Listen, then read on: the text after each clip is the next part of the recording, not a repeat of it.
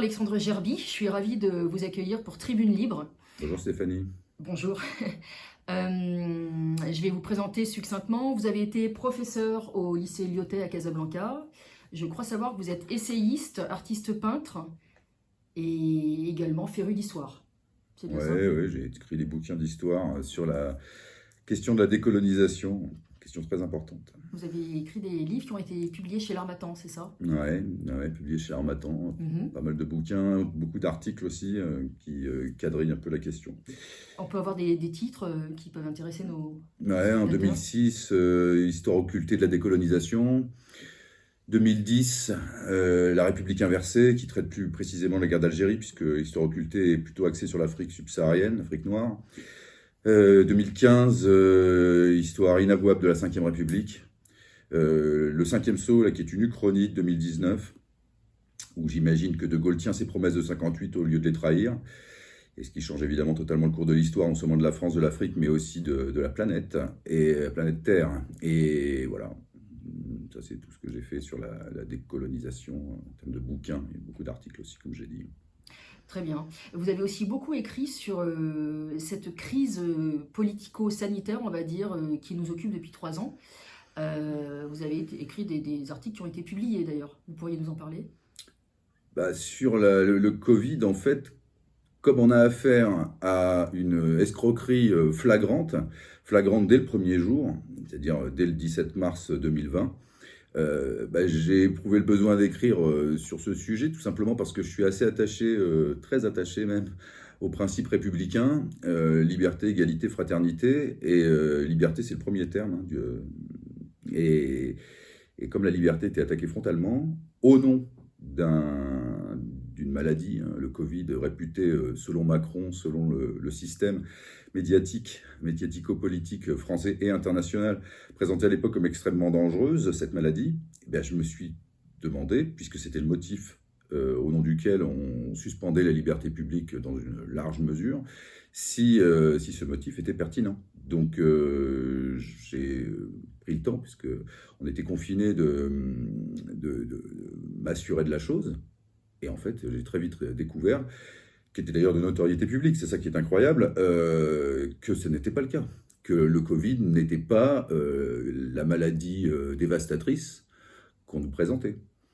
Comme je l'ai écrit d'ailleurs assez rapidement, puisque au mois de mars, j'ai publié, dès le 17 mars, et puis ensuite j'ai publié au total 4 articles au mois de mars 2020, pardon.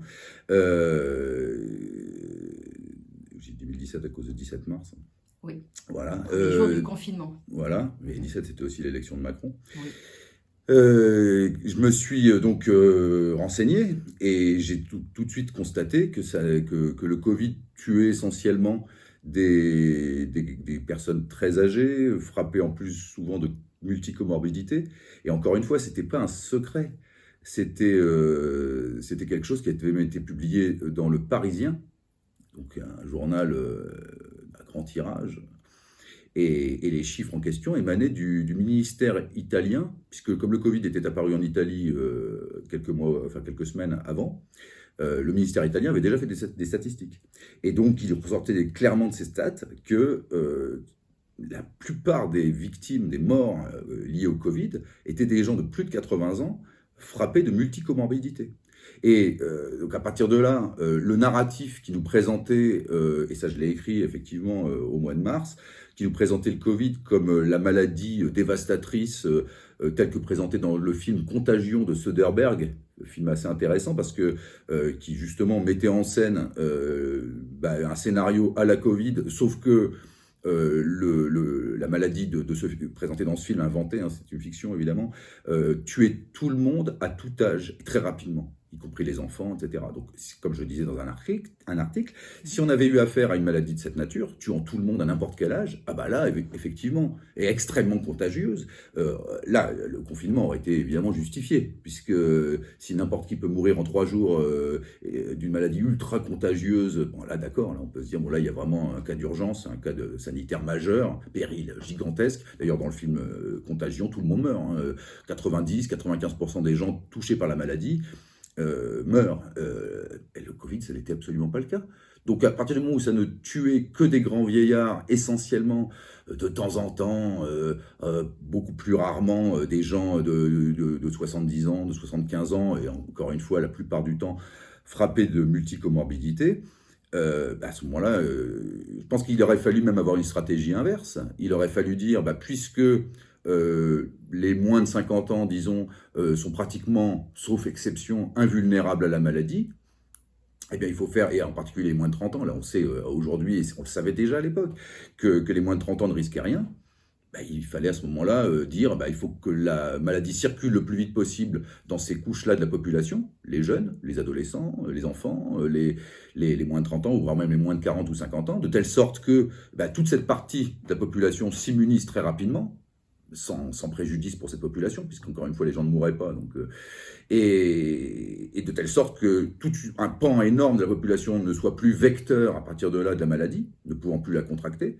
Et c'est tout, c'est ce qui aurait dû être fait. Donc fermer les écoles, tout ça. Et en fait, progressivement, ce dont je me suis rendu compte, et ensuite les éléments se sont accumulés dans ce sens-là, en réalité, tout était mis en œuvre pour convaincre les gens qu'on avait affaire donc à une maladie terrible, ce qui n'était pas le cas, et d'autre part, de prendre toute une série de mesures qui étaient contre-productives en termes de lutte contre la maladie. C'est-à-dire qu'on a eu le fait de soustraire la jeunesse, fermer les facs, fermer les écoles, etc., c'est justement empêcher l'immunisation ou l'immunité collective. Et donc ça a permis de faire durer l'épidémie beaucoup plus longtemps qu'elle n'aurait duré si le virus avait circulé librement dans ces couches-là de la population. Alors ça a été un des éléments qui m'a permis de comprendre assez rapidement qu'on avait affaire à une opération, en fait, dont d'ailleurs les objectifs finaux se sont révélés un peu plus tard, mais qu'il n'était pas question pour le gouvernement de s'opposer réellement à la maladie, de l'endiguer, mais au contraire de la favoriser. Et d'ailleurs, à telle enseigne qu'il y a quand même quelque chose d'extraordinaire. C'est-à-dire qu'on sait très bien que, face à une maladie, ce qui est important, c'est d'avoir un bon système immunitaire. Et qu'il y a des substances naturelles, des vitamines C, D, le zinc, etc., qui permettent de renforcer les défenses immunitaires. On peut être quand même étonné que ni le ministère de la Santé, ni le gouvernement en général, Macron en particulier, qui nous parlait, nous sommes en guerre, etc., que jamais il n'a été conseillé, en particulier dans les EHPAD, mais même en population générale, aux gens de prendre de la vitamine C, de la vitamine D, du zinc, etc., pour renforcer leur système immunitaire et faire face à la maladie. Jamais ça n'a été proposé. Et alors, ce qui a été pire, c'est que lorsque des grands spécialistes comme Raoult ou d'autres ont dit, ou même des médecins de terrain, des praticiens, des médecins de ville, ont dit, mais nous, on a trouvé des techniques qui permettent de faire face à la maladie et de sauver pratiquement tout le monde. Alors, c'est-à-dire notamment le couple zinc-azithromycine, antibiotique très connu, très éprouvé. Eh bien, on a vu l'ordre des médecins s'abattre sur ces praticiens. On a vu les médias se mettre à dénigrer Raoult quand il a parlé de l'hydroxychloroquine.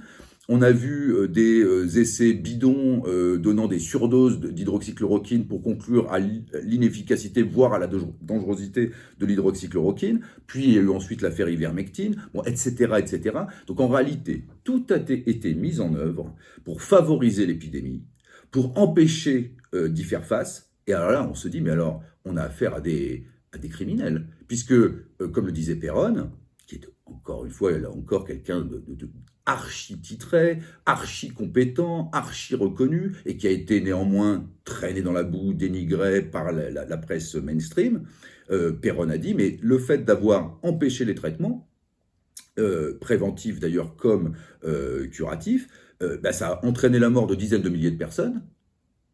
Mais alors donc, si cette mort de dizaines de milliers de personnes provoquée par le défaut de traitement voulu par le gouvernement, avec l'affaire Buzyn qui a interdit l'hydroxychloroquine, ou en tout cas qui a rendu beaucoup plus compliqué son obtention en pharmacie, etc. Enfin, tout ça, c'est très documenté.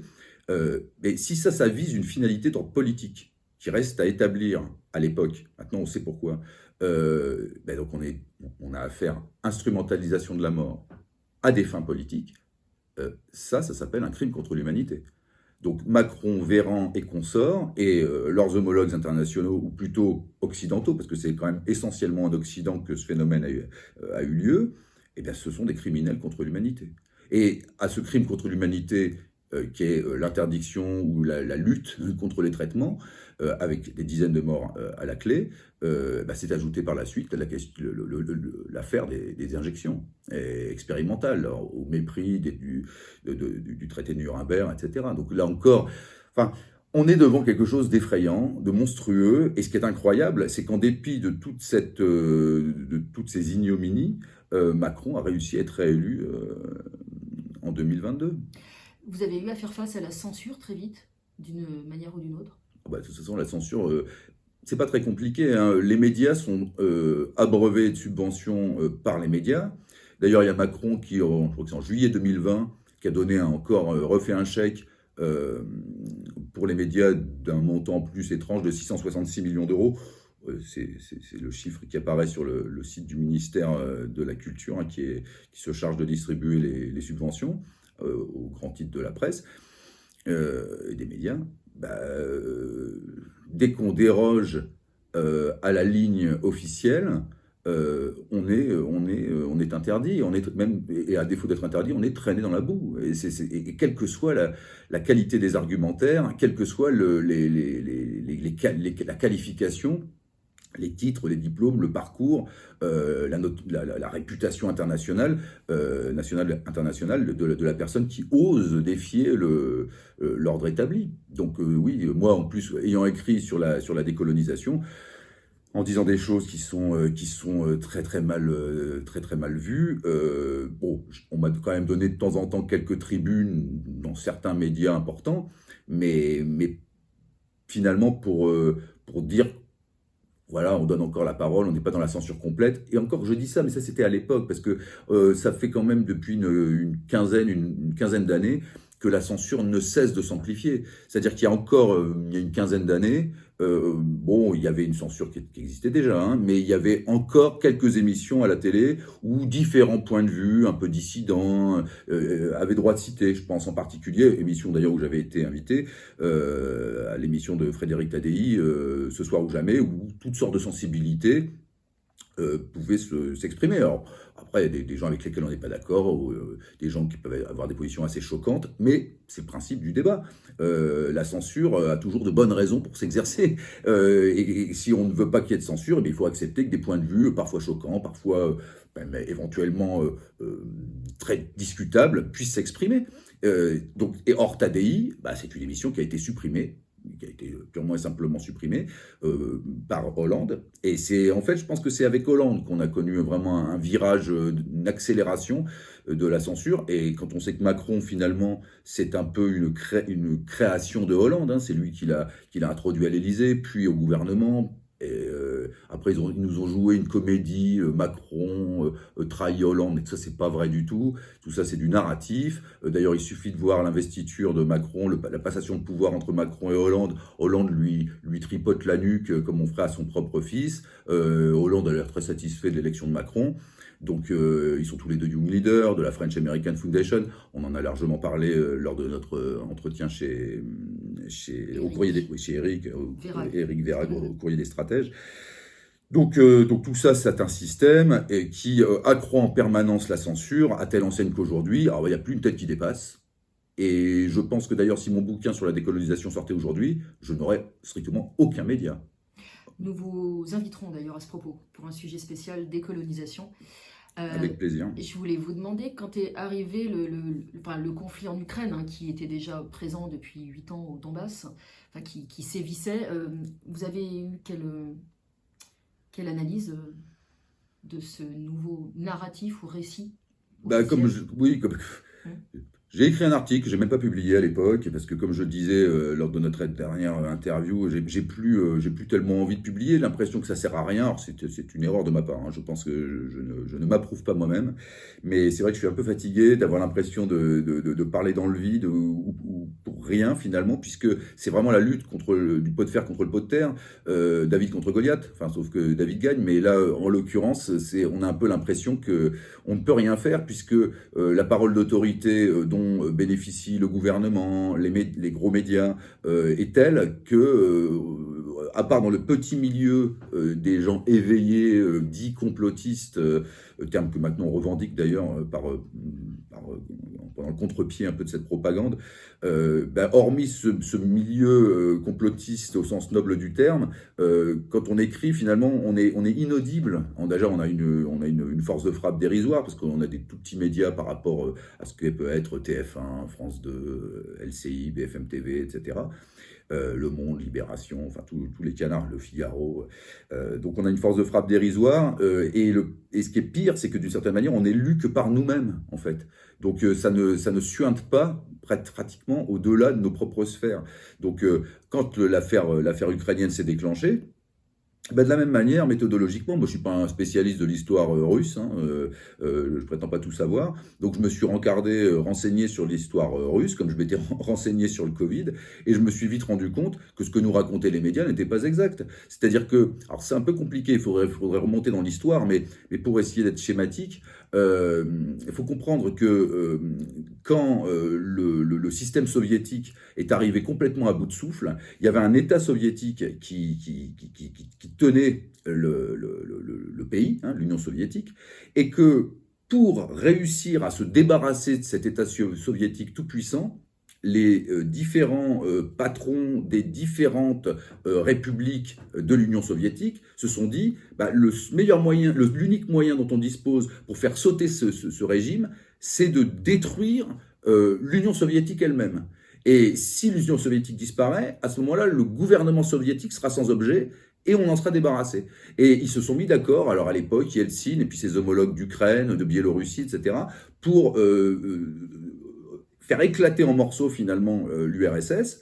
Et à partir de là, Gorbatchev n'avait plus de pouvoir sur rien puisqu'il n'y avait plus d'URSS. Donc à ce moment-là, hop, le système soviétique, l'État soviétique a disparu. Donc là, le tour était joué. Sauf que à l'intérieur de l'Union soviétique, pour ce qui concerne l'Ukraine, puisque c'est le sujet, les frontières avaient été découpées, des frontières qui finalement ne correspondaient qu'à des divisions administratives, des limites administratives, ça ne correspondait pas à des frontières en tant que telles. Et ces frontières administratives avaient intégré à l'Ukraine historique, qui était issue du démantèlement de l'Empire austro-hongrois, etc., avaient intégré des populations ou des régions qui étaient historiquement russes, et en particulier d'ailleurs tout le nord de la mer Noire, puisque le nord de la mer Noire, qui était à l'origine peuplé une sorte de Tatars, donc une population plutôt turque, avait été conquis, ces territoires au nord de la mer Noire, par l'empire des tsars, et en l'occurrence de la tsarine Catherine II, et il se trouve qu'elle avait même, Catherine ayant conquis ces territoires-là, créé la fameuse ville d'Odessa, hein, qui est à l'extrême ouest de ces rivages de la mer Noire. Donc tout cet arc qui va de Kharkov, qui est une ville elle-même qui avait été fondée par un tsar russe au XVIIe siècle, au milieu du XVIIe siècle, l'arc Kharkov-Odessa, tous ces territoires-là étaient historiquement des territoires russes et qui avaient été intégrés à l'Ukraine justement pour mettre en minorité les Ukrainiens chez eux. Donc en fin de compte, l'Ukraine qui devient indépendante au moment de l'éclatement de l'URSS comporte toute une série de territoires qui sont historiquement russes et peuplés de Russes. Donc, or, à l'époque, dans le contexte de l'éclatement de l'URSS, etc., et puis j'oubliais la Crimée, évidemment, avec le port de Sébastopol, qui là était le port militaire de la Russie sur la mer Noire, mais tout ça, c'est des régions qui sont historiquement russes. Alors la Russie, à l'époque, a accepté cette situation de toute une série de territoires historiquement russes qui deviennent indépendants, qui sont donc séparés de la Russie dans le cadre de l'Ukraine indépendante. Mais la Russie l'a accepté, puisqu'il y a eu l'Ukraine et la Russie à l'époque s'entendaient bien, et il y a eu toute une série d'accords qui ont été passés entre les Russes et les Ukrainiens, notamment sur la location du port de Sébastopol, de la Crimée, etc., dont les Russes ont continué à avoir l'usage, en échange de gaz, etc. Donc il y avait des accords et ça se passait plutôt bien. Alors jusque-là, on pourrait même rendre hommage aux Russes, d'une certaine manière, d'avoir accepté d'être amputés d'une partie de leur territoire et de leur population, sans maugréer, sans déclencher de conflits, sans revendication, et au contraire même d'avoir accepté pour maintenir néanmoins une espèce de continuité territoriale ou stratégique, d'avoir accepté de payer aux Ukrainiens. Mais bon, comme les Ukrainiens et les Russes, c'est des peuples frères, en tout cas, moi je me rappelle rappelle une émission de C'est dans l'air. Encore une fois, je ne suis pas spécialiste de ces questions-là, mais je me rappelle une émission de C'est dans l'air dans les années 2000, où je me rappelle des intervenants disaient, mais de toute façon, on ne va pas se mentir, les Russes et les Ukrainiens sont des frères, il n'y a pas une famille ukrainienne qui n'a pas du sang russe dans les veines et dans la famille, et inversement, chez les Russes, il y a énormément de Russes qui ont du sang ukrainien, ou des cousins, ou des frères ukrainiens. Donc c'est deux pays qui sont vraiment historiquement très proches. Partant de là, bon, il y avait une espèce de modus vivendi, les Russes ont accepté de... Et en fait, le problème est venu de ce que le camp occidental, et en réalité nos amis états-uniens ou anglo-saxons, se sont mis à déployer au fil des années l'OTAN de plus en plus près des frontières russes, et non contents de faire cela, ils ont essayé de retourner l'Ukraine contre la Russie. Et ce qui s'est passé, c'est que le pouvoir ukrainien, manipulé en fait par les Occidentaux, s'est mis à persécuter les minorités russophones de territoire, encore une fois, historiquement russe. Mais c'est l'histoire qui le dit, c'est pas moi, c'est pas subjectif. Et c'est quand même un peu étonnant que les médias français n'en parlent jamais de cet aspect de la question. C'est-à-dire que des territoires historiquement russes, des gens russophones, mais se sentant russes, que les aléas de l'histoire ont conduit à être séparés de la Russie, se sont tout à coup vus interdire de pratiquer leur langue, menacés politiquement, etc. Comment pouvait-il, à partir de là, ne pas en résulter une guerre? C'est une évidence. Donc, et on dit, ah, Poutine est intervenu, mais il est intervenu alors que tout était mis en œuvre pour retourner l'Ukraine contre la Russie. Donc finalement, Poutine a été acculé à cette intervention. Telle est la réalité. Est-ce que vous pourriez nous parler des accords de Minsk? Ben, les accords de Minsk, alors c'est presque là, c'est la cerise sur le gâteau. Les accords de Minsk, de l'aveu même récemment de Hollande et de Merkel, ont été faits pour gagner du temps, c'est-à-dire voilà, cesser le feu, le retrait des armes, enfin neutralisation plus ou moins des armes lourdes et ainsi de suite. Mais et Hollande et Merkel ont dit là récemment, ah mais on a fait ça juste pour gagner du temps, pour laisser le temps à l'Ukraine de s'armer pour mieux affronter la Russie. Alors déjà c'est incroyable parce que des accords de paix qui visent la guerre finalement, hein, et d'autre part. Ce qui est presque plus inquiétant pour les Occidentaux, d'une certaine manière, c'est la stupidité de cette idée. Puisque, faut quand même voir que quand le temps passe, il passe pour tout le monde. Et comme Poutine est loin d'être un imbécile, le temps en question, s'il a permis à l'Ukraine de s'armer, il a également permis à la Russie de s'armer et de préparer la guerre. Or, la Russie, entre-temps, on l'a découvert, a mis au point des armes dont ne disposent pas les Occidentaux. La fameuse MHD, dont Jean-Pierre Petit a été un précurseur en France, qui permet de lancer des missiles à une vitesse extraordinaire. Et donc, en fait, le temps, dans la petite tête d'un Hollande, dans la petite tête d'une Merkel ou dans la petite tête de la CIA, puisqu'en fait, derrière ces gens-là, hein, je l'ai dit, Hollande est un agent américain, Merkel, on a toutes les raisons de penser qu'elle n'est pas loin d'en être aussi, puisqu'ils font systématiquement le jeu des Américains, le sabotage de Nord Stream l'a prouvé si c'était nécessaire.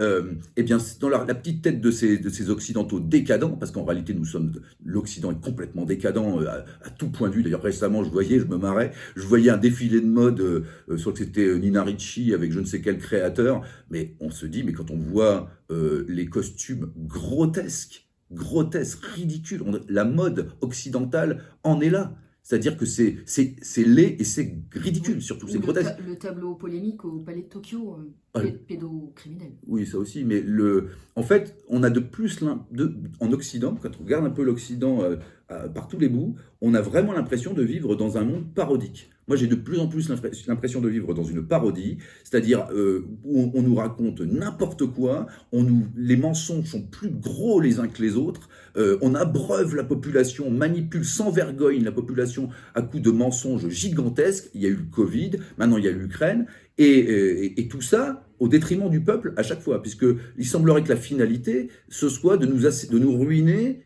pour mieux nous asservir.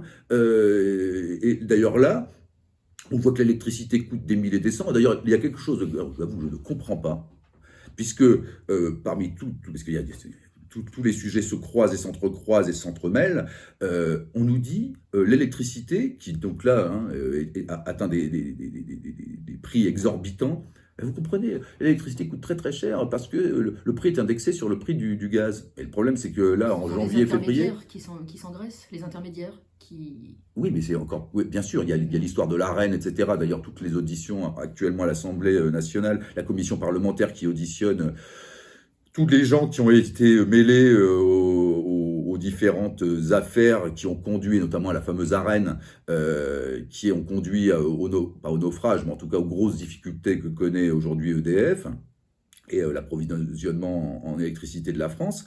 Mais il apparaît au fil de ces auditions que nous avons affaire à de la haute trahison à l'état pur. Mais ça c'est la reine qui oblige EDF à vendre 20, même 25%. Macron a encore chargé la mule en 2020, il me semble,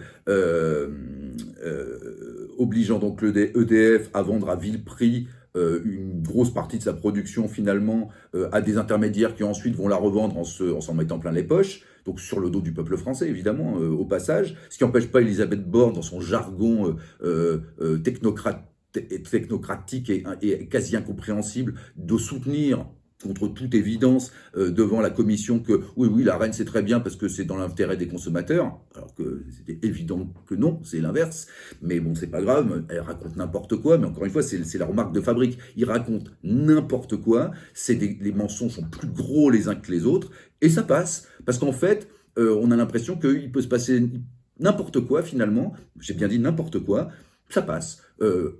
Montebourg, Arnaud Montebourg, tout young leader qu'il est, mais un peu l'impression que Montebourg finalement c'est un peu tel les prix qu'il croyait prendre. Hein. Je ne parle pas de Montebourg, je parle des young leaders du système de la French American Foundation, de la CIA qui est derrière. C'est-à-dire que ils ont créé ce système de la French American Foundation pour quadriller, infiltrer l'État, l'armée, les médias, etc. Et puis que là, il y a eu une petite couille dans le potage qui s'appelle Montebourg. Montebourg est entré là-dedans, comme il est entré d'ailleurs au PS, hein, et en fait, il a fait son petit bonhomme de chemin comme ça, comme le font très bien les young leaders aidés par le système qui les soutient.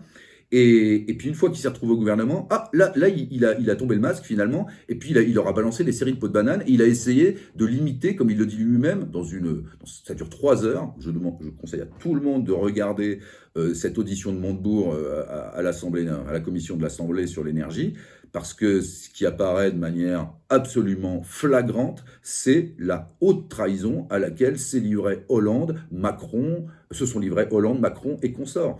Et même d'ailleurs Sarkozy avant, hein, puisque la loi NOM, là, qui était le début de la reine, en fait, c'était Sarkozy.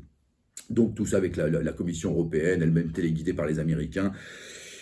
Et on charge les Allemands, je dis pas qu'on a tort, mais enfin en tout cas derrière les Allemands, c'est les Américains, et ça malheureusement, et ça c'est très très révélateur, à part Montebourg qui met les pieds dans le plat, notamment sur l'affaire Alstom, qui est aussi un autre scandale absolument gigantesque, qui à lui seul aurait dû barrer la route du pouvoir à Macron, puisque Macron a été à la manœuvre aux premières loges dans cette affaire.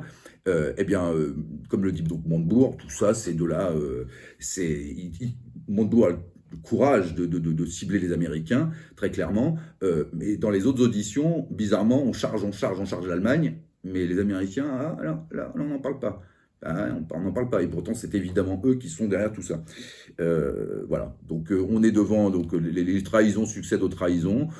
On se demande bien comment tout ça peut se terminer. On a compris que le but, c'était à la fois de ruiner les Français. Oui, ce que j'allais dire, ça me revient sur l'histoire de l'énergie, ce qui est quand même aussi mystérieux, c'est qu'on nous dit « Ah, mais si l'électricité coûte si cher maintenant, c'est parce que le prix est indexé sur le gaz. » Mais j'invite tout le monde à aller regarder le cours du gaz. Le cours du gaz, il est vrai qu'il y a eu un pic des coûts du prix du gaz sur les cours internationaux à la fin de l'année dernière. Donc là, en effet, pendant quelques mois, le gaz a été très cher, ce qui pouvait donc justifier à partir de là le prix de l'électricité, indexé sur ce prix du gaz. Mais depuis le mois de janvier, le prix du gaz est redescendu très bas.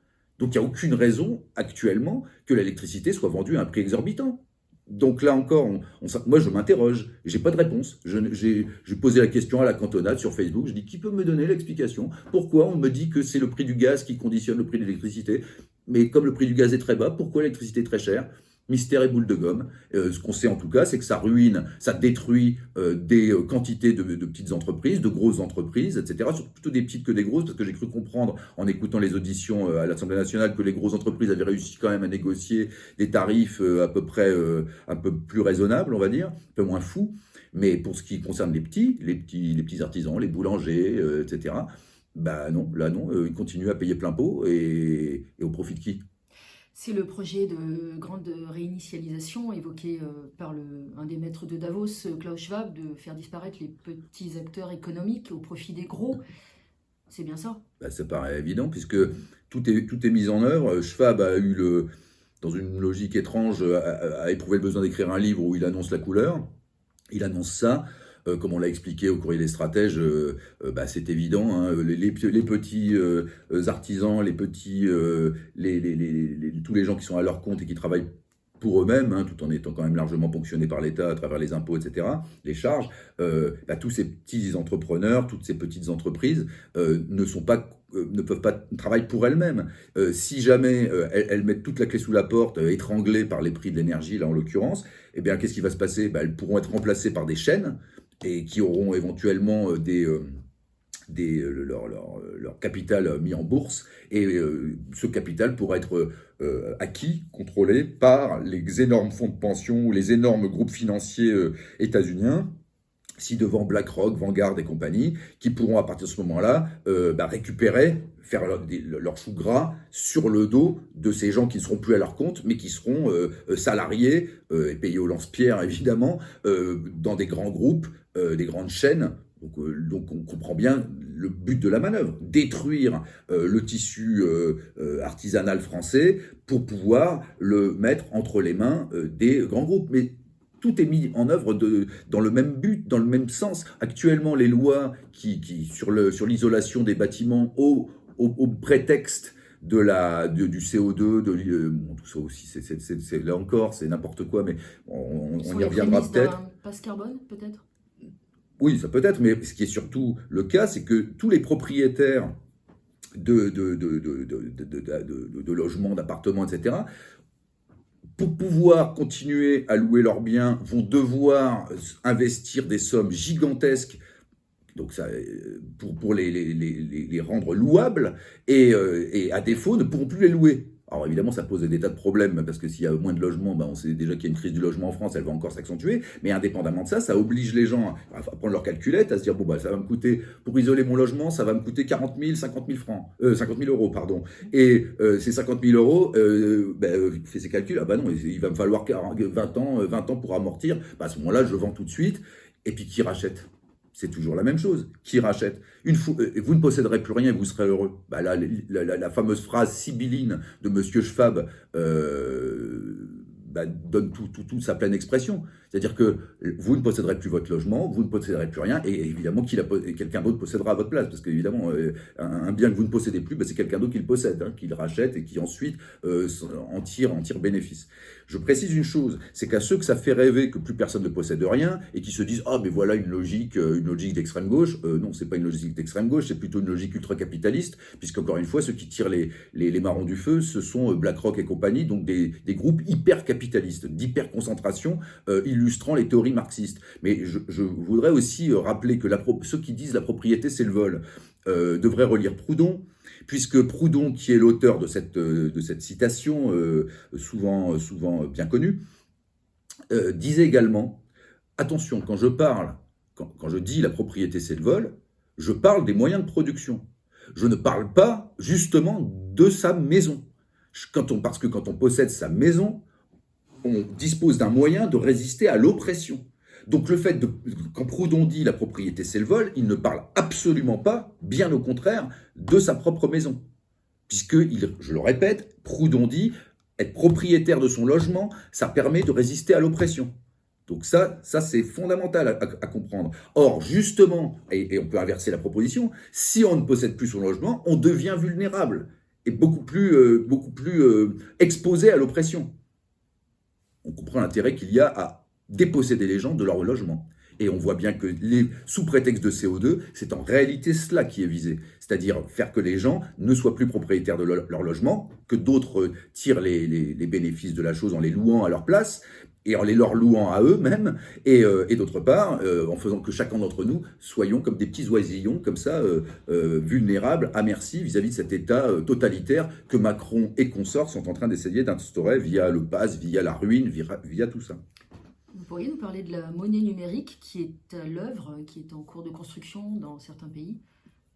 Ça c'est exactement le même principe. Si vous avez sur vous, dans votre bas de laine, si vous avez des billets de banque, les billets de banque, vous les avez, vous en faites, vous pouvez les dépenser déjà incognito, personne ne peut vous tracer, savoir ce que vous achetez, où vous allez, quel lieu vous fréquentez, et d'autre part, on ne peut pas les désagréger en appuyant sur un bouton, les billets de banque en question.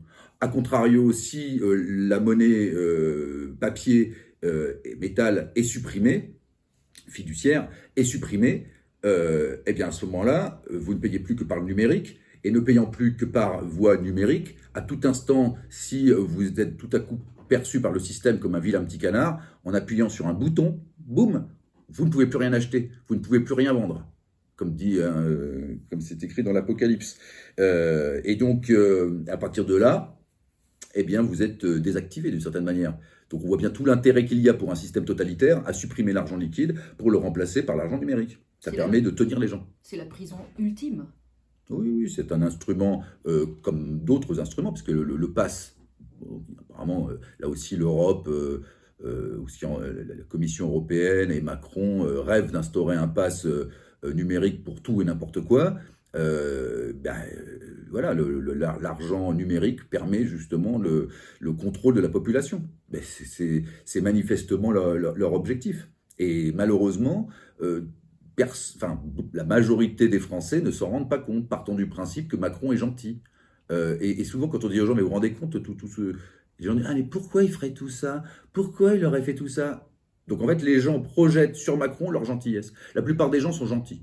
La plupart des gens, à part qu'il y a quelques criminels par-ci par-là, mais globalement, l'humanité a plutôt bon fond. Les gens sont bienveillants vis-à-vis de leurs enfants et même de leurs voisins.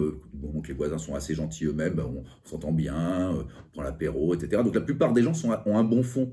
La plupart des gens ne rêvent pas d'assassiner leur prochain, non. La plupart des gens sont indignés, d'ailleurs, quand on apprend qu'il y a eu un meurtre, etc. Les gens sont horrifiés, ils disent ah, c'est scandaleux, c'est abject. Donc les gens ont un bon fond. Et à partir du moment où ils ont la naïveté de croire que leur cas peut être appliqué à Macron, disent mais pourquoi Macron ferait ça? Mais parce que Macron n'est pas quelqu'un de bien, tout simplement. Macron n'est pas bien intentionné. Macron sert des intérêts qui ne sont pas ceux du peuple.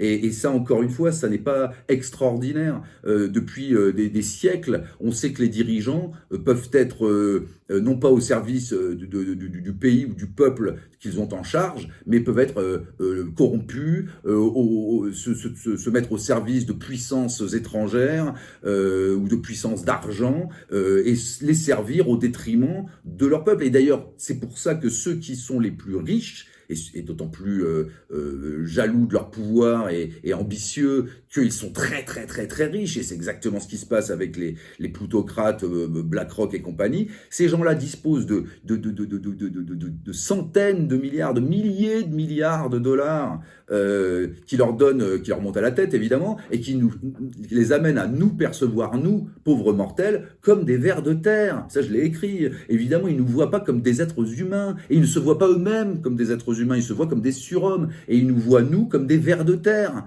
Macron nous prend pour des vers de terre. Il n'y a qu'à voir la manière dont il a traité les gilets jaunes, en leur tirant dans la... Je vais employer un gros mot, en leur tirant dans la gueule, en les éborgnant, et pour les faire rentrer dans le rang, parce qu'il n'a que mépris pour le peuple. D'ailleurs, il a même dit. Hein. En plus, le pire, c'est que de temps en temps, il avoue, les gens qui ne sont rien, c'est bien une phrase qui est sortie de sa bouche. Qu'est-ce que ça veut dire, les gens qui ne sont rien? Mais c'est monstrueux. C'est Macron. Voilà. Les non-vaccinés, j'ai bien envie de les emmerder. Oui, enfin, c'est plus grave que ça, parce que ça, c'est la phrase qu'on a retenue. Mais dans cette même interview, il a dénié le statut de citoyen à ceux qui refusaient l'injection. Je rappelle. Alors, bizarrement, on a retenu la phrase provocatrice « j'ai envie de les emmerder ». Moi, c'est pas ce qui m'a le plus choqué dans cette interview. Ce que j'ai trouvé gravissime, c'est que lui, président de la République, théoriquement garant de la Constitution qui érige les Français en citoyens, a dénié la qualité de citoyen sur un motif fallacieux, scandaleux, puisque l'injection elle-même était une violation de Nuremberg et compagnie, puisque je rappelle que l'injection était expérimentale, donc normalement il n'y avait aucune raison même de l'autoriser. Et pour l'autoriser, d'ailleurs, il fallait qu'il n'y ait pas de traitement. D'où l'intérêt de dire qu'il n'y avait pas de traitement, de dire l'hydroxychloroquine, l'azithromycine, l'ivermectine, la vitamine C, la vitamine D, rien ne marche. Parce que si il était apparu, ça c'est la loi, que des traitements étaient efficaces, à ce moment-là, les traitements expérimentaux n'auraient pas pu bénéficier de la dérogation qui était nécessaire pour ces traitements expérimentaux pour les autoriser. Donc là, encore une fois, c'est tout un truc assez vicieux, assez tordu. Mais le fait est que donc Macron a dénié leur qualité de citoyen aux Français en piétinant la Constitution. Rien que pour ça, il aurait dû être destitué. Il était en contravention la plus radicale avec ce qu'exige en principe sa fonction. Il met un point d'honneur à ne pas réintégrer les suspendus également. Bah oui, là, ça c'est pareil. Les suspendus qui ont eu parfaitement raison, puisqu'on voit que dans un certain nombre de cas, les injections, déjà dans tous les cas, les injections étaient foncièrement illégales, hein, je le répète, puisqu'elles étaient expérimentales, et comme il existait des traitements alternatifs efficaces, elles n'auraient jamais dû être autorisées. Mais on sait que Van der Leyen, et il a fallu que ce soit la presse américaine qui récemment monte au créneau pour exiger, et pas obtenu, hein, du reste, que les fameux SMS échangés entre Van der Leyen et Bourlin, le PDG de Pfizer, soient révélés. Là encore, la Commission européenne se prévaut de la transparence, alors que là, c'est l'opacité la plus totale, la plus absolue, hein, avec les contrats caviardés où on ne peut rien lire dessus. Van der Leyen n'a jamais voulu révéler ces SMS qui portent quand même sur la bagatelle avec Pfizer de contrats à hauteur de 35 milliards d'euros. 35 milliards, 70 milliards à peu près, si je ne m'abuse, au total pour la totalité des injections. C'est le plus gros contrat signé par l'Union européenne. Bien sûr, et c'est des sommes gigantesques, astronomiques. D'ailleurs, il y a des il y a des choses qui sont révélées actuellement aux USA. Est-ce qu'il y a un contre-pouvoir ou des contre-pouvoirs plus présents aux USA qu'en France? Difficile à dire. Non, mais moi, ce que je sais, c'est que il faut toujours se fonder sur ce qui s'est passé avant. Aux États-Unis, que les labos, mais comme ça a pu arriver en France avec Servier et compagnie, que la justice, à un moment donné, donne tort aux labos, dénonce des scandales sanitaires, etc., et inflige aux labos des grosses amendes, oui, ça c'est déjà vu par le passé, et notamment pour Pfizer à de nombreuses reprises. Ce qui devrait d'ailleurs inciter les gens qui sont fait injecter aveuglément à se demander si c'était bien raisonnable de se faire injecter par une société qui a eu autant de procès pour empoisonnement et compagnie. Mais ce qui m'incite à douter, c'est que dans un cadre américano-américain, la justice américaine peut, passer, s'exercer, condamner les coupables. Mais là, on est dans un cas un peu différent. C'est-à-dire qu'on a des entreprises américaines qui ont fait leur chou gras en Europe. Là, je ne suis pas sûr que la justice américaine va donner raison, va condamner des labos pour des choses qui se sont passées en Europe. Alors en même temps, les choses sont passées aussi aux États-Unis. Donc, je ne sais pas, je m'interroge, j'avoue, je ne fais pas partie de ceux qui croient en l'indépendance ni de la justice, ni de la presse américaine. Je n'y crois pas. Je pense que on se moque de nous, c'est-à-dire qu'on nous fait croire que la justice américaine, on nous fait croire que la presse américaine sont indépendantes. En réalité, elles sont au service de l'État profond et de temps en temps, elles peuvent faire des choses histoire de faire croire justement qu'elles ont un tant soit peu d'indépendance. Dans les faits, quand il s'agit des intérêts supérieurs des États-Unis et donc de l'État profond, là, je suis un peu moins convaincu. J'ai plutôt même l'impression qu'elle est régulièrement instrumentalisée. Dans l'affaire Alstom, à l'évidence, la justice américaine a été instrumentalisée et d'ailleurs à plusieurs niveaux au profit des intérêts américains et de General Electric en l'occurrence. Donc j'attends de voir. On nous dit qu'il faut chier dans le collimateur, etc. Oui, on va voir. Pour l'affaire des gains de fonction, c'est ça? Voilà, ça c'est lié. Entre autres, oui. Mais on va voir. J'attends de voir. La société BlackRock convoite-t-elle nos retraites? Évidemment.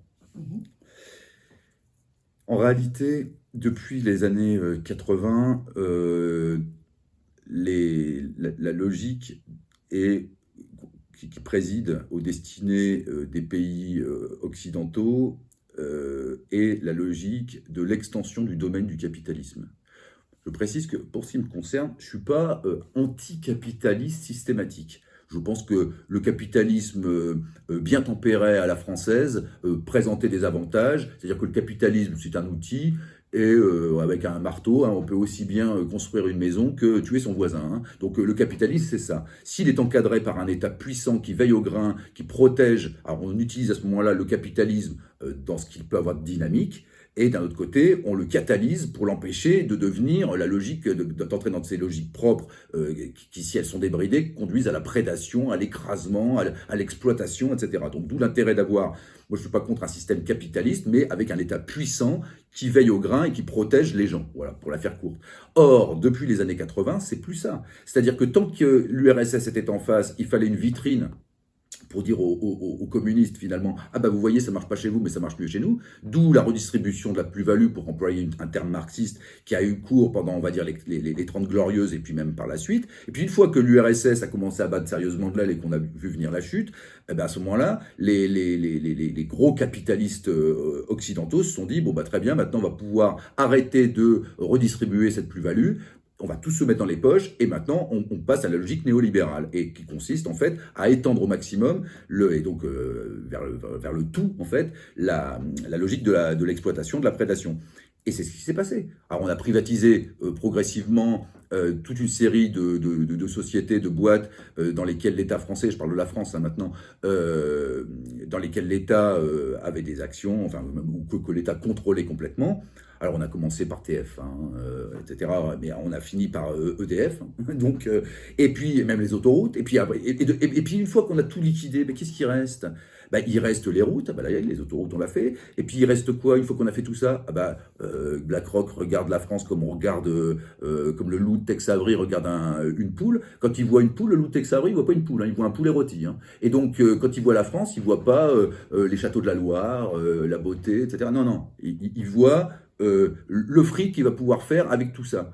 Et donc, une fois que vous avez donc liquidé tout ce que j'ai dit, les boîtes diverses et variées, ben, il reste peut-être la Sécu, il reste peut-être l'éducation nationale, il reste peut-être ben voilà, tout ce qui peut... et puis, une fois qu'on a liquidé, et ce qui est en cours, hein, tout ce que l'État possède, ou tout ce sur quoi l'État a la main, eh bien, il reste carrément ce que possèdent les particuliers.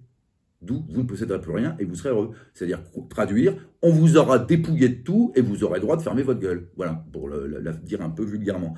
Et donc voilà, donc, oui, c'est clair. C'est une évidence tout ça. C'est une évidence. Donc quand Vladimir Poutine dit que l'Occident c'est l'empire du mensonge, on a affaire à l'affrontement de deux projets de civilisation totalement différents. Est-ce qu'on peut croire à l'idée de la Sainte Russie par exemple? Bah là, on peut rentrer dans des registres mystiques, mais moi, je ne m'aventure pas là-dedans. Parce que, comme je dis, on peut avoir une approche comme ça, un peu mystique, un peu spirituelle, religieuse, etc., de tout ce qui se passe.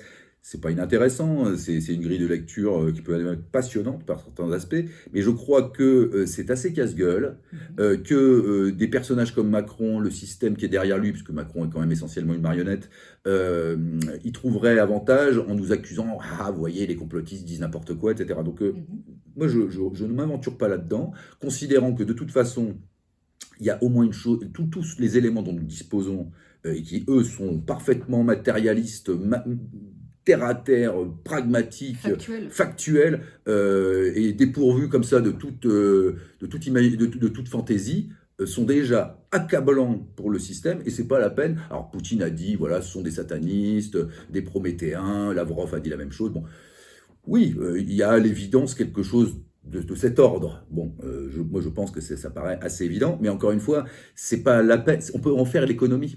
Pour éviter de prêter le flanc, et puis d'autre à des procès en sorcellerie, c'est le cas de le dire, et d'autre part, parce que les éléments dont on dispose sont suffisamment accablants. Voilà, tout ce qu'on a dit là depuis je vois une demi-heure, c'est voilà, c'est clair. Quid de la suite? Alors, c'est là que c'est dur, hein, parce que à la fois ce système présente toutes les caractéristiques de la décadence, du pourrissement le plus avancé. La démocratie n'est plus qu'une fiction. On a vu ce qui s'est passé lors de la dernière présidentielle.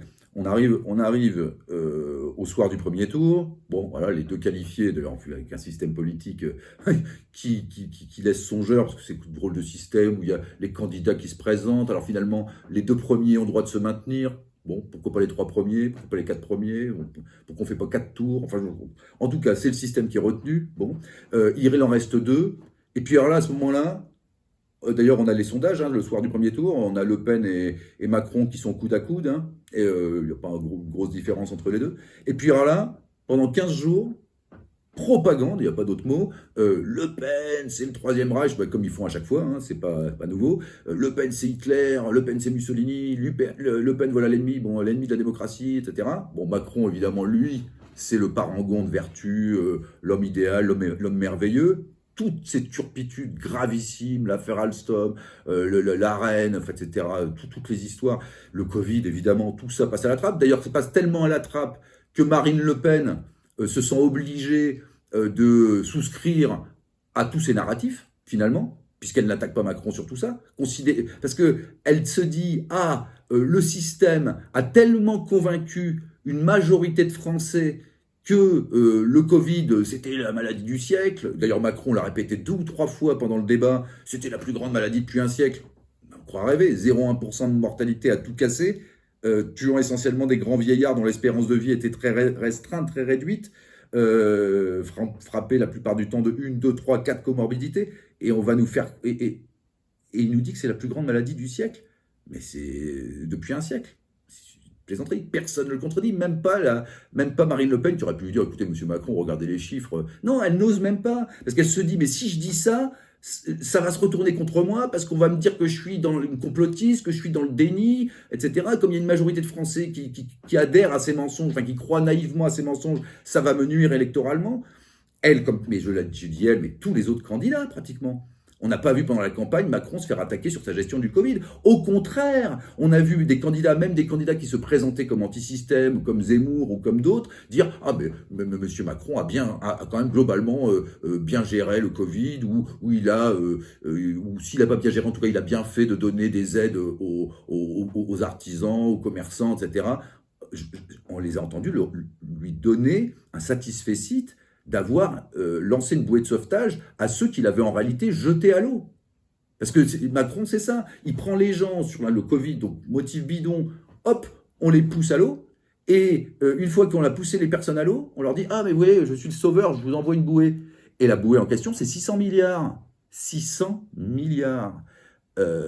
Quand on sait que les recettes, que l'économique va permettre, soi-disant, la réforme des retraites, si elle passe, c'est de l'ordre de 15 à 20 milliards d'euros par an. C'est une bagatelle.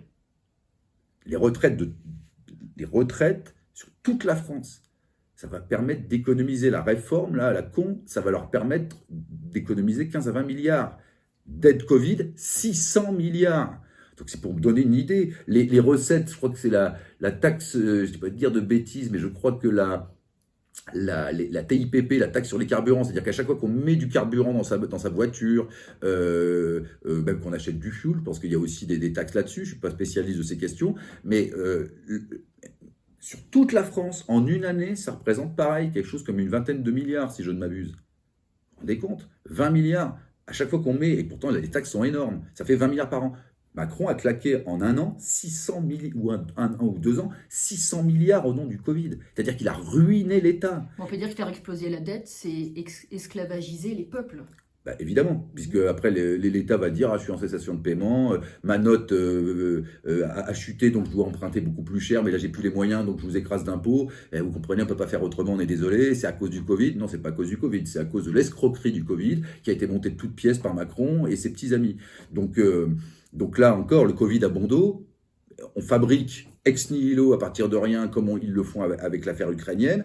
Ils mettent en place les conditions sous lesquelles il y a une situation difficile, évidemment, puisqu'elle est provoquée. Et ensuite, ils disent c'est pas de notre faute, hein, c'est la faute à Poutine, c'est la faute au Covid. Et donc, à ce moment-là, mais non, c'est pas ça l'histoire. Donc, on est devant des... Et donc, en effet, là, les 600 milliards, bah, je ne sais plus ce qu'on disait, mais c'est effrayant. Et moi, ce qui m'effraie le plus, c'est qu'il n'y a eu personne pour dénoncer tout ça. C'est-à-dire qu'il y a des hauts fonctionnaires, il y a qui sont payés d'ailleurs à prix d'or, il y a des médias qui eux-mêmes sont arrosés de millions, de dizaines de millions d'euros, des grands journalistes qui sont très bien payés. Aucun de ces gens n'a fait ce travail.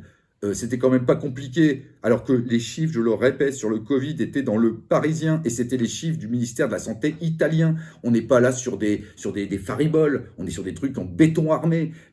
Personne n'a dit, mais 0,1% de mortalité, essentiellement des grands vieillards. On a même vu à l'époque nous expliquer que quand un grand vieillard de 85 ans, qui a 3 mois d'espérance de vie, qui meurt, c'est pareil que quand c'est un enfant de 8 ans qui a toute la vie devant lui. Et on nous a dit, ah, mais toutes les vies comptent. Mais on nous a pris pour des cons. Comment est-ce qu'on peut oser mettre sur le même plan ça ne veut pas dire qu'on s'en fout que les vieillards meurent. Bah, on est tous tristes. Évidemment, on perd sa grand-mère, son arrière-grand-mère, on est tous tristes. Évidemment, c'est un être humain qui part. Mais enfin, un être humain qui a 3 mois d'espérance de vie, qui vit dans cet état-là à longueur de journée et qui meurt, qu'on ne vienne pas me dire que c'est aussi triste et aussi grave qu'un enfant de 8 ans. Ah, en Afrique, on dit qu'un vieillard qui meurt, c'est une bibliothèque qui brûle. Voilà, bah oui, voilà, bah ça c'est vrai. Mais l'enfant, c'est une bibliothèque en construction qui meurt, et peut-être des bouquins merveilleux.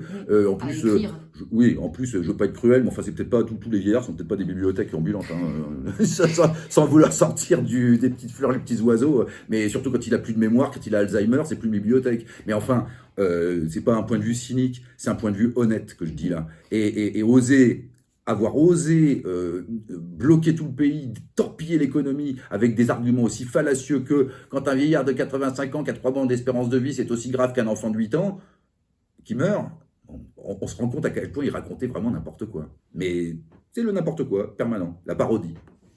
Qui a été repris en chœur par tous les gens bien payés, finalement. Bah, de toute façon, moi j'avais observé ces dernières années, en écoutant la radio, en particulier France Inter, qui est un élixir de mensonges permanent, j'avais remarqué que des éditorialistes étaient capables d'une semaine à l'autre, de changer complètement de position suivant le gouvernement, enfin suivant la position du gouvernement. Le gouvernement, bah, sur les masques, on l'a vu d'ailleurs, quand le gouvernement disait « Oh mais les masques ça sert à rien », comme c'est d'ailleurs écrit sur les boîtes, tous les journalistes disaient « Oui, les masques ça ne sert à rien hein. ». Et puis le lendemain, ou un mois plus tard, le gouvernement disait le contraire, et ils se sont mis à dire le contraire. Donc en fait, ces gens-là ne sont pas là pour informer, ils sont là pour relayer la parole du gouvernement, quoi que dise le gouvernement. Ce sont les injonctions contradictoires de McKinsey. Oui, alors en plus, il y a l'affaire McKinsey, là encore des milliards qui ont été donnés à McKinsey, qui lui-même a des collusions avec Macron, et qui a permis d'ailleurs d'élucider le grand mystère, hein, puisque pendant le Covid, un des gros arguments des Covidup, c'était de dire ah mais vous dites que Macron, gna gna gna, mais vous voyez bien en Angleterre, vous voyez bien en Allemagne. 65 pays ont suivi les recommandations de ce type de cabinet. Voilà. Et 65 pays, donc forcément, ça ne pouvait être que crédible.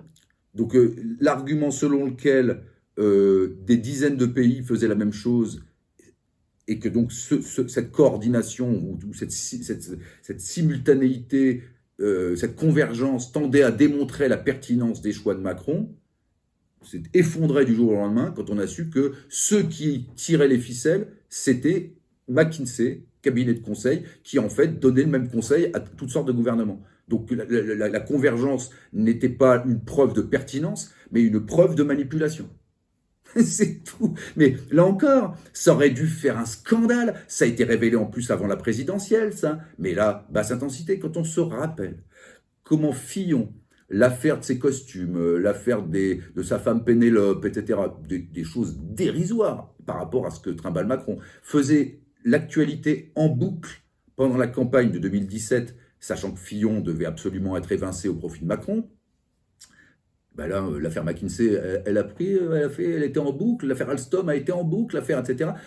Rien n'a été en boucle. C'est-à-dire que ça s'est passé comme ça, et on a vite glissé, et puis ensuite on nous a dit Le Pen, c'est le Troisième Reich, Le Pen, c'est voilà l'ennemi. Bon. Et ça a marché. Donc Macron a été reconduit, et c'est pour ça qu'on peut s'interroger de savoir si un changement politique en France est possible. J'attends de voir, là encore, c'est comme la justice américaine, c'est pareil. Faut-il attendre que ce système fou s'effondre? Est-ce la seule solution, finalement? Mais moi, je ne suis pas sûr qu'il s'effondrera. Je crains que le pays s'effondre, que les gens soient enchaînés avant que ce système s'effondre. C'est ça qui est à craindre. Que le pays soit détruit. Il faut prendre l'exemple du Troisième Reich. Hein. Le Troisième Reich ne s'est pas effondré, c'est l'Allemagne qui s'est effondrée. Et puis le Troisième Reich a disparu avec. Mais on va dire, ah, point Godwin. Bah oui, point Godwin, parce que ça ne me dérange pas. Ça ne me dérange pas quand je vois, parce que, encore une fois, avec Macron, nous sommes dans le crime contre l'humanité. La vie humaine n'a aucune valeur. On accepte de conduire à la mort des dizaines de milliers de personnes sur l'autel d'un projet politique délétère, ténébreux. Vous ne posséderez plus rien et vous serez heureux. On va vous dépouiller et ensuite on va vous marquer avec le pass qui sera requis pour pouvoir sortir de chez vous, acheter, vendre, aller au restaurant. Et c'est pas de la fiction puisque ça a eu lieu.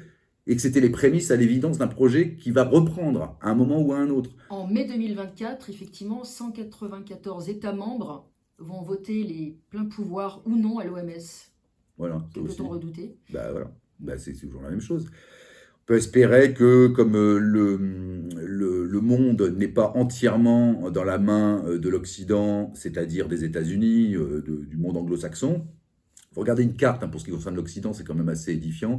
Regardez une carte. Qu'est-ce que c'est que l'Occident? C'est l'Europe, petite Europe, des petits pays comme ça, pas très grands. Et si d'ailleurs la France est si petite, c'est précisément parce que des intrigues de la CIA ont permis en 58-62 que la France largue 95% de son territoire et les 3/4 de sa population. On en reparlera avec De Gaulle, etc. On en reparlera, mais il y avait la CIA derrière, parce que De Gaulle nous est tout le temps présenté comme un parangon d'esprit républicain, démocratique et d'indépendance de la France. En l'occurrence, tout cela a été goupillé avec la CIA et le département d'État, les frères Deleuz, on y reviendra donc. Donc si l'Europe aujourd'hui, c'est voilà, c'est plein de petits pays comme ça, sur la carte, hein. Et puis vous avez l'Angleterre, hein, c'est petite aussi, mais après vous avez les États-Unis, énorme bloc, le Canada, énorme bloc. L'Australie, énorme bloc. Alors, c'est pas très peuplé, mais enfin, c'est des gros morceaux. Et la Nouvelle-Zélande. Mais vous voyez, les énormes blocs, tout ça, c'est de l'anglo-saxon. Donc, en fait, l'Occident est complètement sous l'influence du monde anglo-saxon. Et c'est tellement vrai qu'on est aligné politiquement, systématiquement sur eux, et que, d'autre part, bah, tout le monde parle anglais, hein. Ça à moins d'être complètement aveugle, et puis on ne parle pas qu'anglais. Vous allumez votre télé, tout est en anglais, tout est en anglais, tous les noms de chaînes, d'émissions, The Voice, CNews, etc., BFM TV, je ne sais plus, tous leurs trucs en anglais. L'anglais est partout, mais l'idéologie anglo-saxonne est partout. L'ultralibéralisme, le mépris du social, tout ça c'est anglo-saxon. Tout le narratif permanent, le wokisme, etc., tout ça c'est anglo-saxon. Nous, Français, par exemple, sur un truc assez intéressant, sur le wokisme, mais c'est assez amusant parce que je discutais de ça avec des jeunes, là, il n'y a pas très longtemps. Ils me disaient, ah oui, l'homosexualité. Mais moi, je leur disais, mais l'homosexualité en France, ça fait belle lurette qu'elle est parfaitement admise.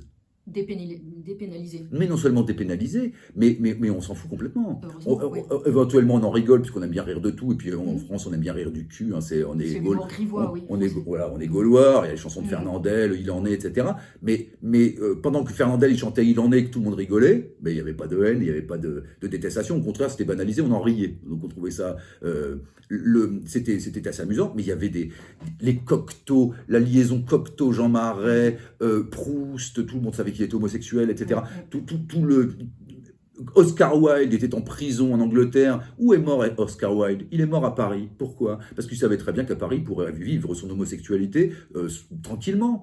À la même époque, ou presque à la même époque, Proust était la coqueluche du tout Paris. Alors, il ne faisait pas étalage de son homosexualité, certes, mais un Gide, par exemple, lui, ne s'en cachait pas. Et la plupart même des ministres de Pétain étaient notoirement homosexuels, même sous Vichy. Donc Jean Marais, qui était l'acteur absolu, la super vedette des années 60, Fantomas et compagnie, tout le monde savait qu'il était homosexuel, et sa liaison avec Cocteau ne faisait aucun mystère, etc., etc. Donc en réalité, le monde anglo-saxon, lui, au contraire, qui est foncièrement homophobe, où les homosexuels ont été persécutés, brutalisés, etc., mais que le monde anglo-saxon se mette à genoux demande pardon aux homosexuels pour le sort abject qui leur a été fait, mais c'est tout à fait normal, c'est leur histoire, c'est légitime. Pareil sur le racisme d'ailleurs, on sait le mépris, les génocides en série auxquels s'est livré le monde anglo-saxon, aussi bien aux États-Unis qu'en Australie, en Tasmanie, où ils ont exterminé en 3 mois toute la population, ou quelque chose comme ça, la population tasmanienne, les aborigènes de Tasmanie ont été exterminés jusqu'au dernier, donc que les anglo-saxons, là encore, fassent leur mea culpa sur le racisme, leur mépris de race, etc. Là encore, c'est parfaitement légitime, mais par pitié, qu'ils ne viennent pas, nous, Français, qui n'avons jamais commis de génocide. Je ne dis pas qu'il faut avoir une vision de l'histoire de France, petites fleurs, petits oiseaux, je ne dis pas ça, il y a eu des massacres, évidemment, il y en a eu, mais on n'a pas commis de génocide. La France n'a pas commis de génocide, historiquement, contrairement aux anglo-saxons. Il y a eu des massacres, parfois de grande ampleur, je ne dis pas que ça n'a pas eu lieu, bien sûr, mais il n'y a pas eu de volonté déterminée à un moment donné de dire on arrive à un endroit, il y a une population, on extermine tout le monde systématiquement et on prend la place. Non, la France n'a pas fait ça. N'en déplaise aux anglo-saxons. Et sur les homosexuels. Même sous Napoléon, pardon. Sous la Révolution, à la limite, un des seuls génocides qui a eu lieu, c'est les Blancs de Guadeloupe. Voilà. Les Blancs de Guadeloupe, en effet, ont été massacrés par la Révolution. Donc là, il y a des génocides, il y a pu y en avoir, mais ou les Vendéens. Mais des tentatives d'extermination de population, quand ça a eu lieu, ça n'a pas été contre des indigènes de l'Empire ou d'ailleurs. Non, ça a été contre des Blancs, alors là, qui s'opposaient à la Révolution à la Guadeloupe. Etc. Mais il n'y a pas eu, il n'y a pas eu beaucoup, hein, mais où les Vendéens tuaient-les jusqu'au dernier, y compris quand ils étaient républicains, ça a eu lieu. Mais voilà, c'est pas dans des logiques d'extermination, de remplacement, comme ça a eu lieu dans le monde anglo-saxon.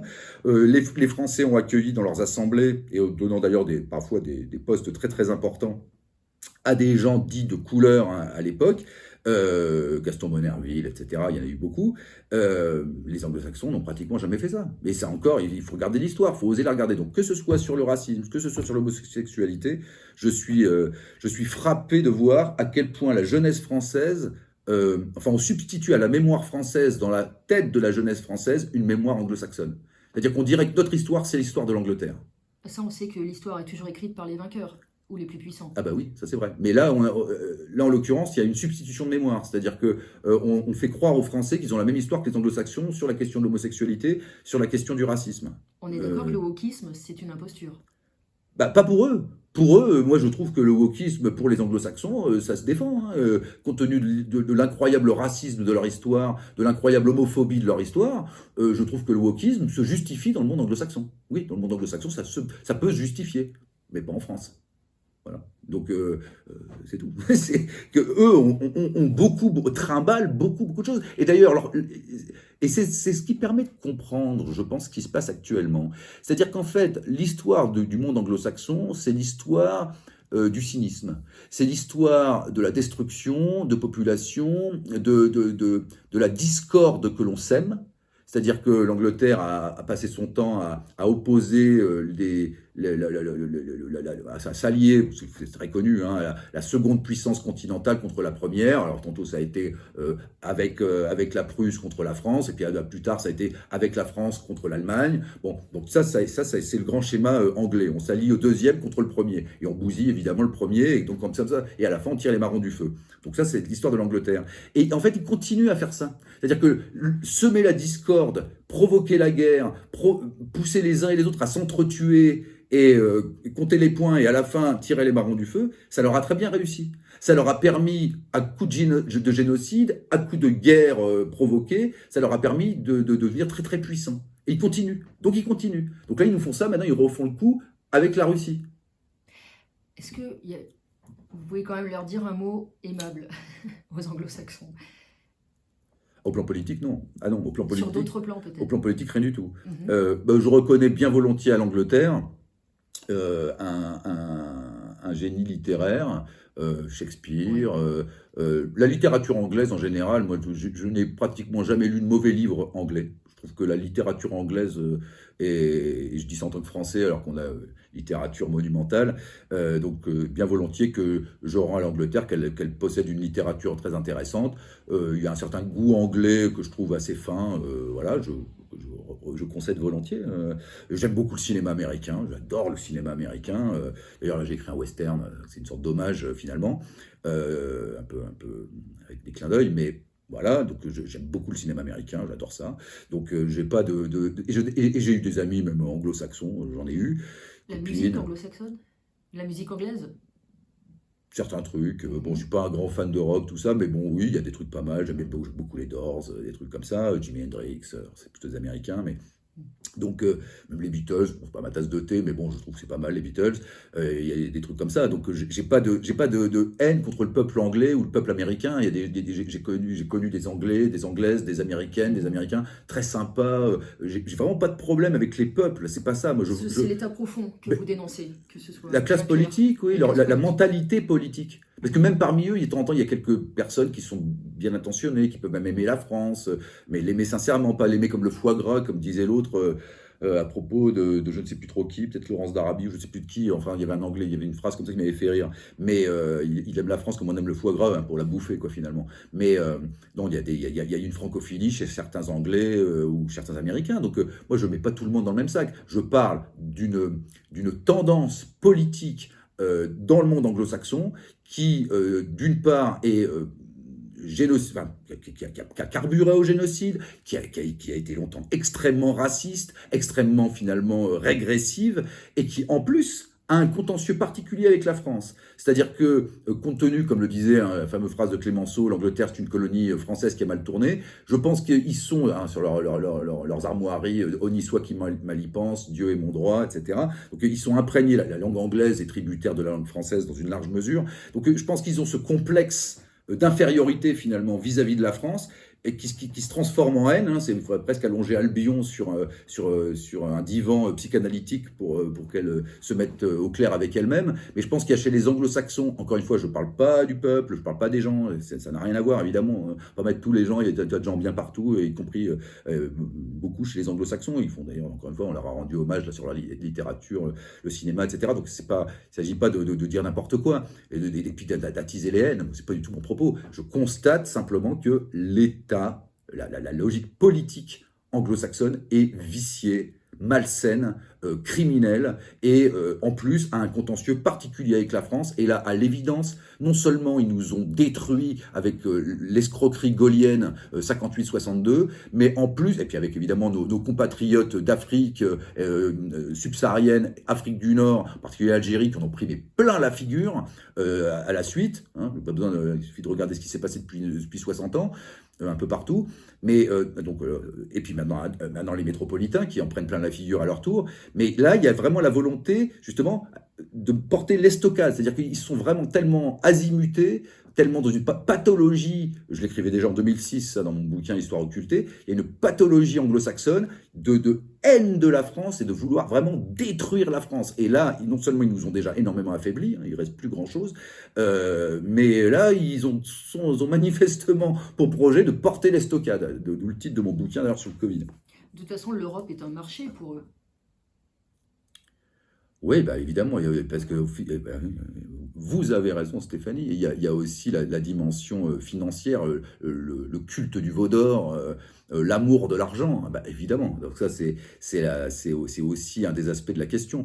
Mais plus spécifiquement concernant la France, j'ai tendance à penser que c'est pas seulement une histoire d'argent, c'est aussi une histoire de haine, rentrée, de jalousie en fait, qui caractérise. Et je pense que c'est très, très grave parce qu'en fait, les anglo-saxons ont pris une telle puissance et le monde étant devenu finalement un petit village, tant qu'ils étaient dans des logiques de démolition, de jeter les uns contre les autres, tant qu'on était au XVIIe siècle, au XVIIIe siècle, etc., 19e, 20e, déjà on voit au fil des guerres, ça a été de plus en plus meurtrier, de plus en plus dévastateur.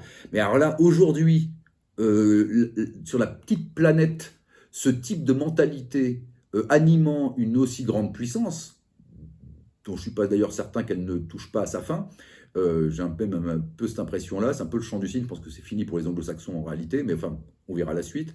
Et bien, je pense que cette logique délétère, appliquée à une toute petite planète, devient extrêmement dangereuse pour l'humanité tout entière. Donc je pense qu'il serait de bonne loi que les anglo-saxons connaissent leur chemin de Damas, en fait, fassent leur révolution Hein, se rendre compte qu'on n'est plus au XVIIe siècle, qu'on n'est plus au XVIIIe siècle, qu'on n'est plus au XIXe siècle, qu'on est au XXIe siècle et qu'il faut arrêter d'être primaire. Il faut arrêter d'avoir 8 ans ou 7 ans d'âge mental ou 6 ans d'âge mental. Parce que c'est un peu ça les élites anglo-saxonnes. C'est un peu très très bas du front, Mais très stupide et très méchant. tout à fait. Est-ce que la Russie et les BRICS enrayent le projet? Ben bien sûr, parce que je pense que toutes ces ignominies auxquelles s'est livré ce que j'appelle Albion, c'est-à-dire, bon, Albion traditionnellement ça désigne l'Angleterre, mais dans mon vocabulaire ça désigne l'ensemble du monde anglo-saxon. On parle de l'État profond toujours. Hein. On parle de l'État profond, bien évidemment. On ne confond pas l'État profond avec les peuples qui d'ailleurs en sont souvent victimes, hein, parce que le peuple américain est quand même dans un drôle d'État. Hein. Je sais quand même pas. Pauvreté, Le peuple anglais. Le Covid, ça a été le même. Ah bah voilà, Comment dirais-je, narratif, le même récit. Exactement, je pense que les populations anglo-saxonnes sont quand même pas complètement exemptes des méfaits de leurs dirigeants. Je pense qu'eux aussi trinquent pas mal, moins que nous quand même. Et encore, quand je vois certaines images des États-Unis, de Los Angeles, avec des mendiants partout, etc. Bon, tout ça est assez pitoyable, assez triste pour les gens. Mais alors, qu'est-ce que je disais Terminé avec la Russie et les BRICS oui, qui voilà. résistent, qui créent un monde à part, on va dire, un autre monde. Ben, c'est surtout que je pense... Un contre-pouvoir, un autre pôle. Oui, parce que je pense qu'en fait, tout ce que j'ai dit avant sur les turpitudes, les manigances d'Albion, qu'en France, le peuple français l'ignore complètement. La révolution de 58, assassinés, etc., les Français, amnésie complète. Nos compatriotes africains parlent ça au commun des Français. Ah bon, nos compatriotes, pourquoi jamais? Voilà. Ils ne connaissent pas tout ça. Les Français sont complètement amnésiques. On en reparlera d'ailleurs. On en reparlera. Mais les Russes, les Chinois, eux, et en particulier leurs élites dirigeantes, elles savent très bien tout ça. Et d'ailleurs, elles sont d'autant mieux placées que sur ce sujet-là qu'on vient d'évoquer, ce 58-62, ils étaient eux-mêmes à la manœuvre, surtout les Russes. Mais en embuscade. Mais ils savent très bien ce qu'est Albion. Ils savent très bien les manigances, les ignominies, les stratagèmes. Et la grande force d'Albion, ça a été d'avoir en fait en face d'elle des naïfs. L'Allemagne, la France, qui se sont laissés entourlouper, manipuler, diriger finalement, manœuvrer jusqu'à s'entretuer.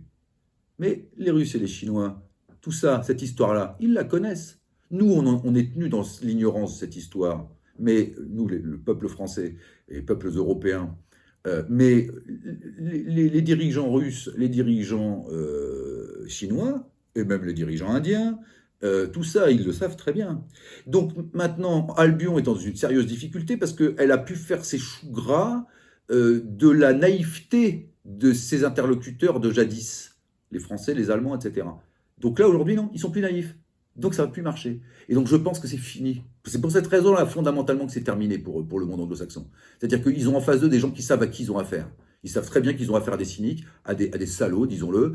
Et encore une fois, je pense que ce qui serait la bonne nouvelle du XXIe siècle, ça serait que les anglo-saxons, les élites anglo-saxonnes, les élites politiques anglo-saxonnes connaissent, je l'ai dit, je le répète, leur chemin de Damas et rompent avec leur logique séculaire, je vais le dire en termes un peu vulgaires, consistant à foutre la merde partout où ils peuvent la foutre. Voilà. Il faudrait qu'au contraire, qu'ils changent de braquet, qu'ils atteignent une forme de sagesse en disant, pour que le monde puisse aller vers l'avenir de manière harmonieuse et saine, il faut arrêter d'essayer de jeter les uns contre les autres pour fomenter des guerres, des conflits, des haines, et qu'à la fin, sur le champ de cadavres, on triomphe. Voilà, nous avons gagné, nous sommes les plus beaux, les plus grands, les meilleurs. Hein. Non.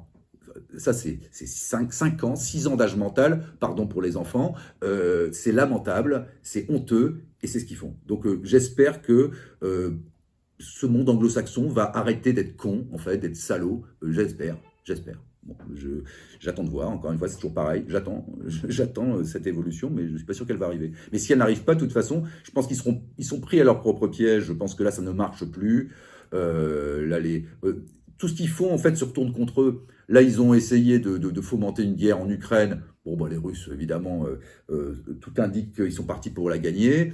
Et ça a surtout permis à Poutine de resserrer les liens avec les Chinois qui eux-mêmes lorgnent à juste titre, parce que historiquement c'est chinois sur Taïwan. C'est normal, Taïwan c'est historiquement chinois, et c'est précisément parce que les Américains utilisent ça toujours dans la même logique. Diviser, jeter les uns contre les autres. Là, c'est des Chinois contre des Chinois. Donc, les Chinois, évidemment, en plus, qui ont des mauvais souvenirs de l'Angleterre et malheureusement de la France, qui avait été associée à cette époque-là, guerre de l'opium et tout ce qui a suivi. Pillage du palais d'été, etc. Tout ça, c'est des épisodes assez sombres. Les Chinois ne s'en laissent pas compter non plus. Et là, ça lie plus étroitement que jamais avec les Russes. Donc en fait, c'est complètement contre-productif, la logique américaine, anglo-saxonne. Ça se retourne contre eux. Et là, on voit les Indiens en plus, parce que Poutine est extrêmement habile. Ils ont en face de lui autant les Daladier, compagnie à l'époque, les Hitler, qui était vraiment un sombre personnage, c'est le moins qu'on puisse dire, se sont tous fait manipuler, instrumentaliser selon les cas. Mais là, Poutine, non. Poutine, malheureusement pour eux, Poutine comprend tout. Et est beaucoup plus intelligent qu'eux, en réalité. Donc, je pense que c'est fini pour eux. C'est un joueur d'échecs. C'est un joueur d'échecs, il voit 15 coups en avance. D'ailleurs, il n'a jamais perdu. Depuis le départ, même son accession au pouvoir très habile, ils ont cru qu'ils allaient avoir un Yeltsin numéro 2. Et puis finalement, une fois qu'il s'est retrouvé au pouvoir, il a mis au pas certains oligarques. Il a ensuite reconstitué petit à petit, il a permis à la Russie de remonter la pente, etc. etc. Bon, voilà, en Syrie, il est intervenu, il a gagné, bon, etc. Donc Poutine gagne à chaque fois. Et là, il va encore gagner. Et simplement, les conséquences vont être très graves pour Albion, puisque notamment le dollar, qui est quand même, si le dollar s'effondre, les États-Unis s'effondrent avec, puisque de toute façon, ils vivent à crédit sur le dollar. Si le dollar se rétracte, ne cesse d'être une monnaie mondiale pour retourner exclusivement à être valable seulement dans le petit monde anglo-saxon, eh bien, ça sera fini de la puissance et de l'hégémonie anglo-saxonne. Et nous irons vers un monde multipolaire. Oui, et puis surtout, moi, non seulement multipolaire, mais moi en tant que Français, évidemment, je suis pour un monde multipolaire, mais je suis aussi pour un monde sain, un monde gentil. Équilibré, en termes de pouvoir. Oui, mais je dis bien gentil, bien intentionné. Ou, après, ça ne veut pas dire que c'est bisounours. On essaie d'être le meilleur, mais à la loyale. On essaie de gagner, d'être inventif, créatif, mais à la loyale, en n'essayant pas de balancer des pots de banane aux autres. Bon, alors après, je sais que les Chinois, je sais que, etc., ne sont pas toujours des enfants de cœur, mais en tout cas, je pense qu'ils n'ont pas la perversité anglo-saxonne que j'ai évoquée précédemment. Vous parlez de l'aspect belliqueux, agressif, pour maintenir un leadership, pour utiliser un mot anglo-saxon. Le cynisme et la malveillance, c'est-à-dire vraiment l'opposé de la gentillesse, la méchanceté et la malignité. C'est-à-dire que vraiment quelque chose de malsain. Vous pensez à l'Irak, l'Afghanistan, tous les faux prétextes pour aller envahir des pays ou tout ce qu'ils font, mais prétendre en fait installer la démocratie, la liberté. Mais oui, bien sûr. Qu'ont-ils fait de bon? Moi, je voudrais qu'on m'explique ce qu'ils ont fait de bon.